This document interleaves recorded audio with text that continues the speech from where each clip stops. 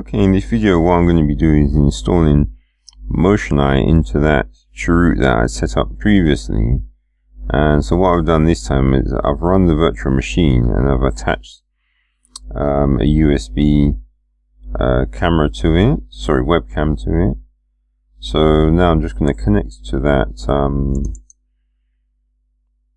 machine.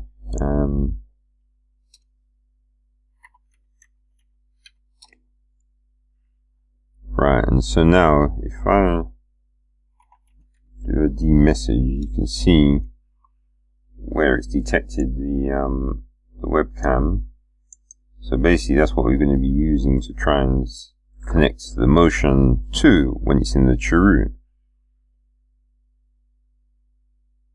Right, so basically I have a on the website I have a page that I've created for this particular installation, and it's got the commands there. So if you basically go there, what you do is to start off with just set up the variable that points to where the Chroot is.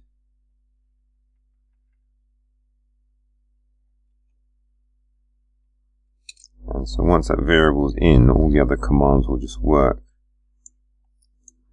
as expected. Now we just mount the Chroot.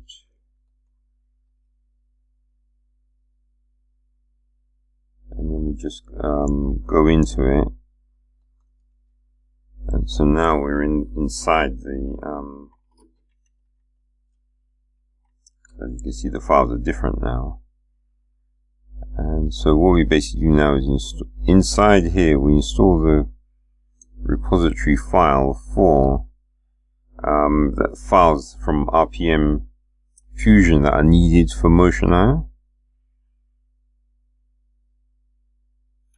So this is just the repository file, and so then now we can install all the required files that are programs that are needed or libraries really that are needed for Motioneye. And that's one of the good things about using a Chroot, because you wouldn't want to install all these things onto your fresh Centos, and a lot of the versions there you wouldn't be able to get them anyway, so you'd have to either make do with the older version, which might then cause you problems with Motioneye, or you'd have to overwrite some of the systems some of the files which are already installed, which isn't a good idea on CentOS, because then you lose the stability. So using a Chroot, you can basically stick in whatever new files you want to without having to worry about affecting your stable system. And that's the good thing about Fedora, is that they've compiled their C library so that it's still compatible with the old CentOS 6 kernel, which is convenient. And I think Ubuntu does that as well, actually. So I presume they did that on purpose well, actually I think the reason they did that is because of Docker, because Docker's become famous, of late, and it needs, because it's like a Chroot, it needs the older kernel version support for the C library. So now we're going to use pip to install Motioneye.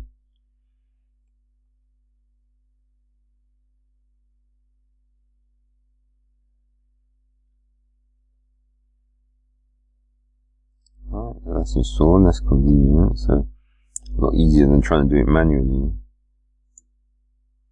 Now we've just got to make the configuration directory for Motioneye, and then copy the configuration file in sort of the default one, and then we just make the directory that stores the images. So now we have that. The next thing we need is the system 5 init file, and so I've got that on here as a script, which is you don't even need a text editor. All you have to do is copy the text and then basically paste it in the terminal. And then when you press return at the end, it will actually copy that init script into etc initd, And so now we just got to make that script executable.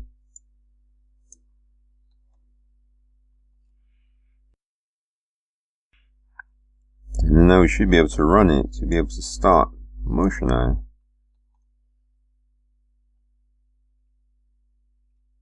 So it says it started, but we don't necessarily know if that's true. So what we do is use PS. Just check that that's the case. And then we can see the Python is running the mi Ktor, so that we know it's actually running now and we can actually connect to it. And so just so that whenever we start the Chroot, the Motioneye will start as well. We just add this text to that startup script in the Chroot. And so what that will do is it will start it for us, and you can actually then have your own init script on the host, which can then run the file. Run the ones which are outside. I'll show you what I mean afterwards anyway. So basically that's Motioneye running inside the Chroot. So now we have to try and connect to it. So basically it's running on a certain port, and to find what port it is, you just run the netstack command and you can see it's listening on 8765. And so what we need to do is connect to here on that port. So that's colon 87.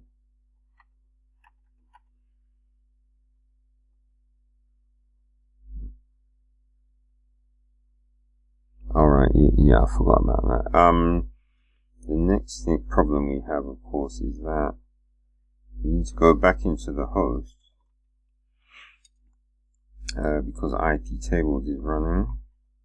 I forgot by default it's set up, so just gonna stop that.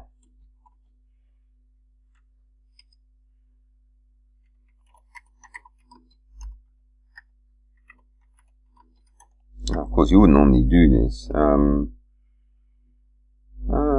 Okay, alright, I'll show you the proper way to do it then, since I know they're not too happy when you just disable firewalls like that. So alright, we'll do it the proper way. So firewalls back on, because this is how you're supposed to set up a server. So what we need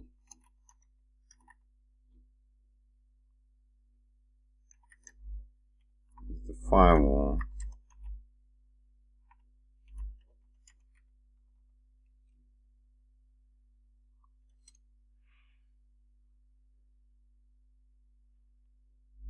Yeah, so this is the correct way. I mean, because I've done it so many times, it doesn't take me long to do, so I don't really have to just turn the firewall off. So then if you just type system config firewall,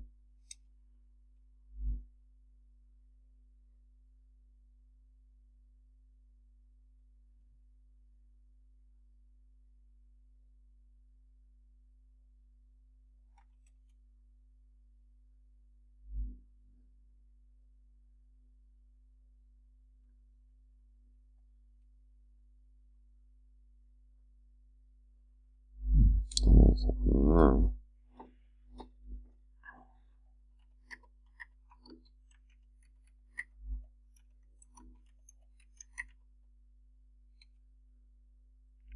It's like it stopped for some reason. That's very strange. Okay, that's better.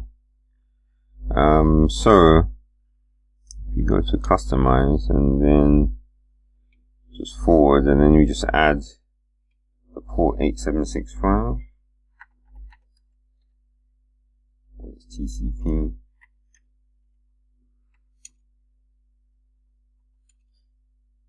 And then close that. Okay. Do yes to restart. So now that will that should have opened the port for us to get into Motioneye. And there we go. So I just need to enable my JavaScript blocker. So now we basically just here, we've got no cameras. So what we have to do now is to add that video VFL camera, and at the moment we're in as a user, so by default the password is blank. Okay, I was just being stupid there because it hadn't loaded the JavaScript. So basically, if you go in as an admin user, sorry, as just user, that's what you normally use to just see the cameras. But basically, okay, I think, yeah, right, looks like it doesn't let you in as a normal one. So basically, the login is admin with no password. Right, so as you can see, it says you don't have any cameras yet. So if you click here, yeah, so that's what, yeah, see, so it's automatically spotted that we've got the webcam there. And so we just click OK for that. And there you have it. So it's easy as that. It's a bit slow, but at least it works. And you can just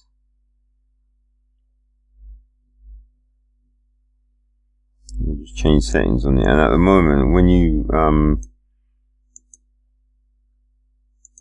yeah, so it's very blank when you first go in, unless you actually turn on advanced settings. And so now you have a lot more things that you can change.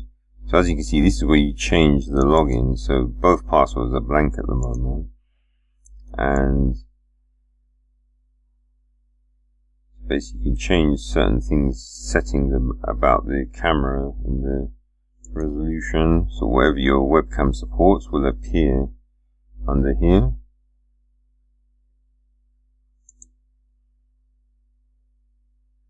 If you want to increase the frame rate so it's not so slow.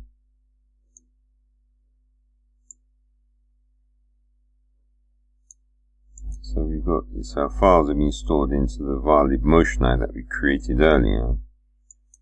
And if you want the video to be streamed, you can change the settings here. And so I think the streaming, what this is that if you want to stream the video from Motioneye into another device or web page, this is the port you connect on. And also you can turn on, so this isn't for the streaming into Motioneye, this is when you want to stream out to another application. That's what this is about. And then you can store still images, but for if you don't want to have to decode the images out of the MPEG, sorry, the video files, so the still images can be handy because you can just get the image itself, and straight away you've actually got a snapshot of what the camera was seeing. And so at the moment it's on manual, so to get the snapshots you have to click a button, but you can actually make it so that if it's motion triggered, it will save a picture as well.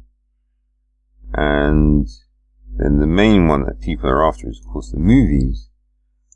And if you want to be able to view those movies, you have to make sure it's H.264 so that you can actually view them in the browser. And so just for a demo, I can just make it continuous just to show you that it does actually work. And so you can change the parameters of the motion detection as well, for how much of the frame has to change before it will actually trigger. And so as you can see, yeah, finally, if you want to be informed when there's a motion detection, you can have various ways of doing that. So you can send an email, call a webhook.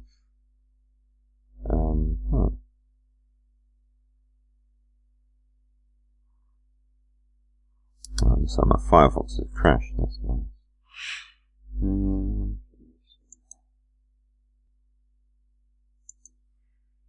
Okay, so Firefox is back, but I've got a bit of an old version. I'm going to have to update it. Alright, so we're back in.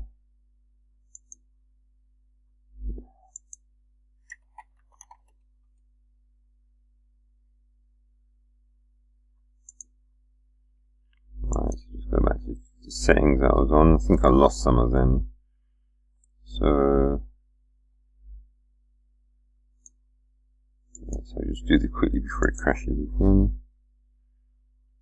Increase the frame rate a bit.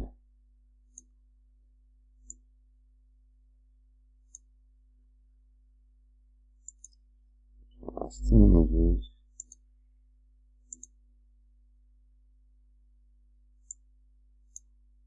Of course, we want movies for sure.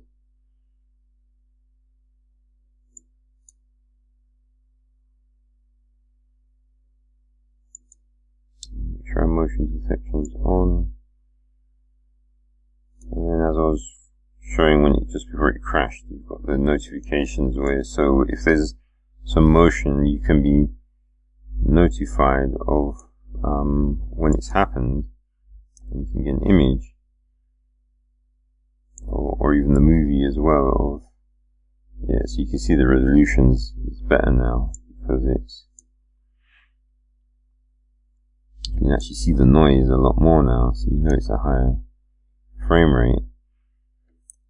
Okay, so once that's in, so basically, if we click on it, we go to the, if you click on this play arrow, yeah, so it's saying that no, nothing's been recorded. So what we need to do is, of course, give it something to record, and the way to do that is just move it around. Yeah, I think when it goes red, that means it's detected. That's like the alarm, so it's detected motion. And yeah, maybe this webcam's a bit out of focus. I'm not sure why. But actually, I think it might be a bit messed up because I've dropped it a few times. It might have messed with the lens on it. So now that we moved it a bit, we should actually. Motion should have recorded something for us. So if you click on the play again, in here we can actually see what's been recorded. Okay, looks like it's not recording movies. I'll have to try and work out why. Alright, but at least the snapshots are working. So yeah, so when we did that motion, it made a recording of a copy of that snapshot. So basically, the motion events, you can sort of capture them that way. I'm not sure what. Yeah, I've had this problem with another. Yeah, in Fedora Chroot before, with that one I've set up, where for some reason the images seem to be corrupt. I'm not sure what's causing that. Yes, that's something I'm going to have to look at. But so it seems like it's mostly working. And now the only thing I've got to do is work out why.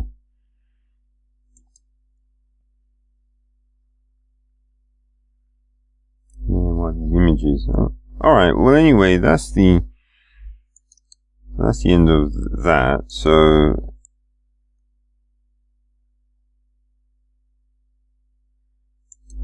yeah, so basically that's showing you how to set up Motioneye on a Fedora Chroot. So for if you want to actually run it on an old version of Centos.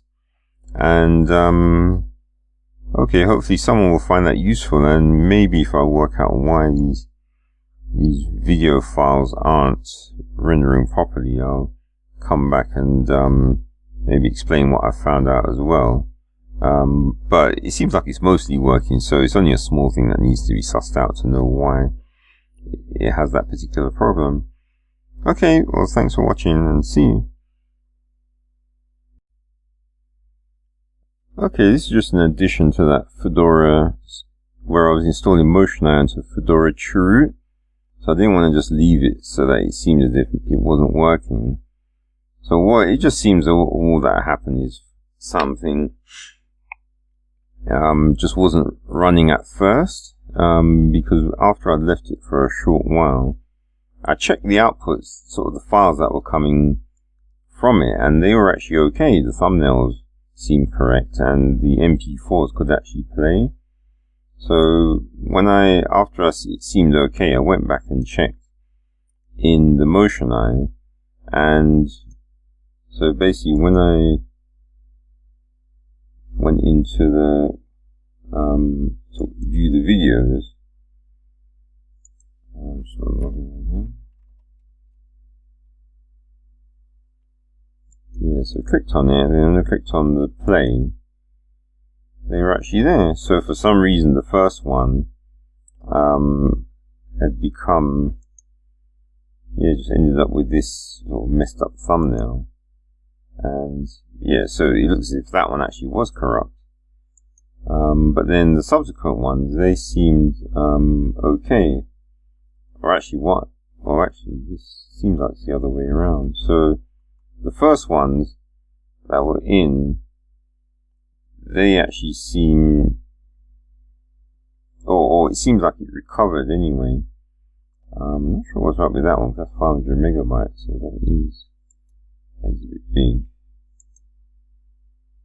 Let me just see if I can generate another one. So that was 645.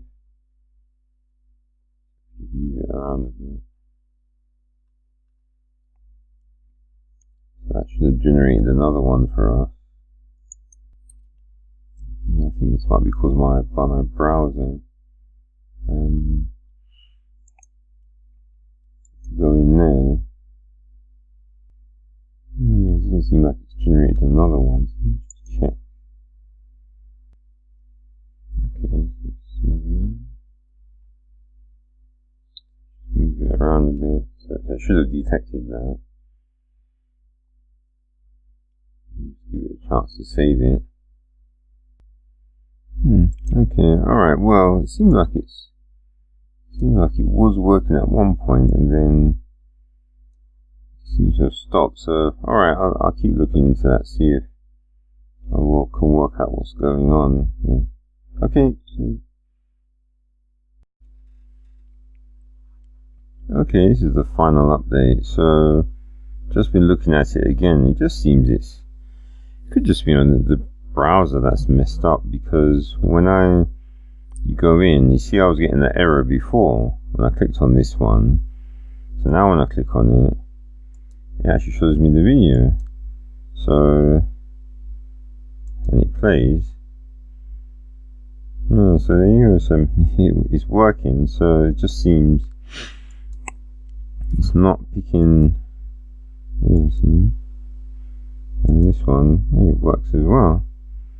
So I don't know. So, but basically, I'm showing you this just to show that installing Motioneye in the Chroot does definitely work, and even though sometimes the thumbnails might go missing for whatever reason, it does. I think it's maybe because this file was still processing. I'm not sure, but now that it's finished whatever it was doing, it's actually a viewable file.